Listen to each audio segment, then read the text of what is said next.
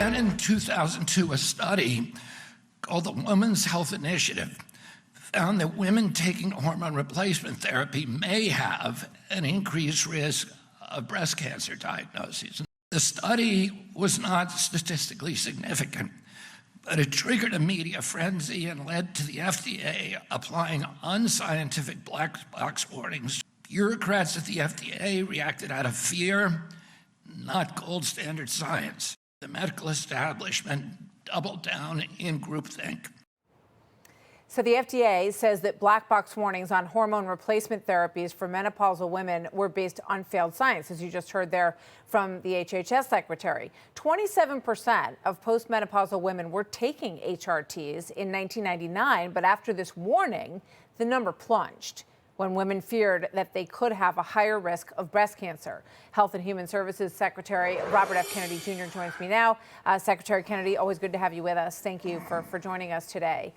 You know, I think this is a tricky... Thank you for having me. Thank you. It's a tricky subject. You know, for women who have breast cancer history in their families, as I do, you've been told that HRT could increase that risk to you. And so I think everyone has a healthy skepticism about pharmaceutical companies. And of course, they want to get those HRT drugs back into the market. So what do you say to people who are a little skeptical about this turnaround? Well, there's never been a study that shows that it increases that HRT hormone replacement therapy for women increases mortalities from breast cancer. There has never been that study. There's recently been a meta-review of 30 largest studies, 26,000 women, that show if you start taking it prior to 60, it actually dramatically reduces your risk of breast cancer. Not only that, but it drops the heart attack risk in women by 50%.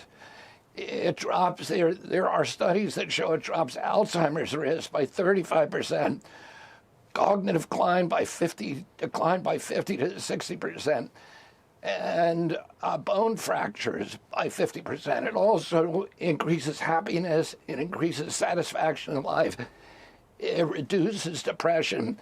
It's really a life-changing intervention. And as you said, prior to that study came out, that very, very weak and deceptive study that came out in 2002, 1 out of every 4 American women were on this therapy. Today, it's 1 in 20.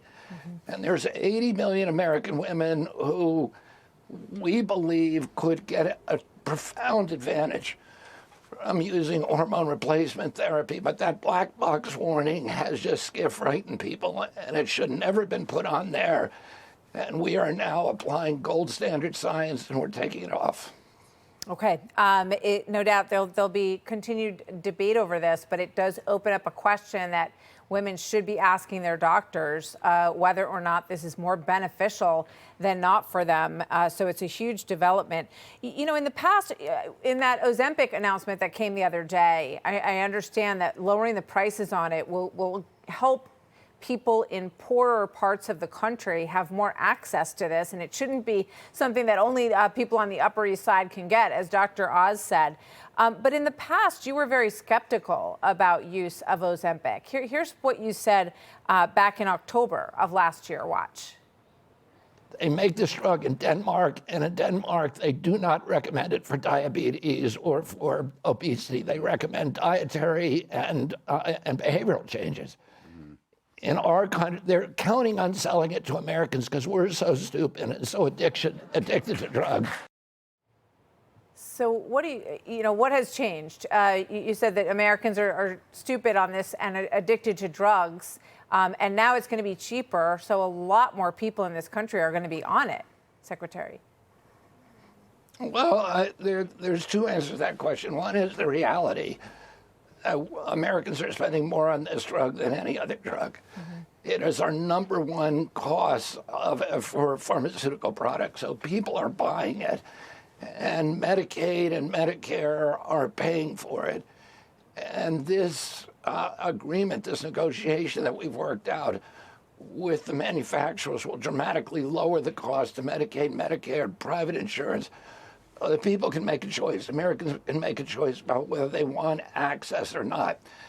The other thing that persuaded me, Martha, is I looked at data that Dr. Oz and Dr. Marty McCary showed me, that showed that Ozempic, the use of Ozempic, a wider spread use of it, will dramatically reduce our costs and the impacts of diabetes, of heart disease, of other chronic illnesses that are associated with obesity. Obesity drives about 50% of medical costs in this country. And to me, it's not the optimal way of eliminating obesity, but it is a tool in the toolbox. And there are many Americans who are locked in a cycle of obesity and are not profiting from diets. They may not even be able to afford good food, whole food that can reduce the risk of obesity. And so this is an arrow in the quiver. We are releasing it in a way where we're going to be encouraging people to get at the root causes of obesity, which are diet and physical activity.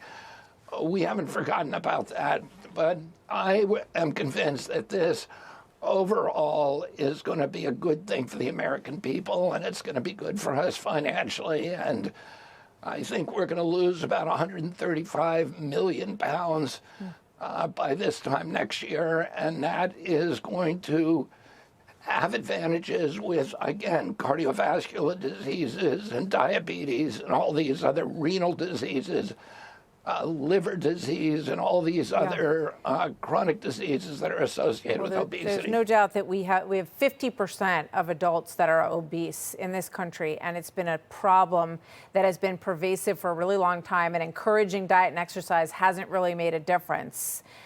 Dramatic difference in that, unfortunately. And I know you have stressed those things and the Physical Fitness Award and all of this. So hopefully some of those things will pay off. But so do you believe that Ozempic and Wegovy and these drugs, that they are safe for long-term use for Americans? Well, I didn't say that. I said I think every pharmaceutical intervention has risks.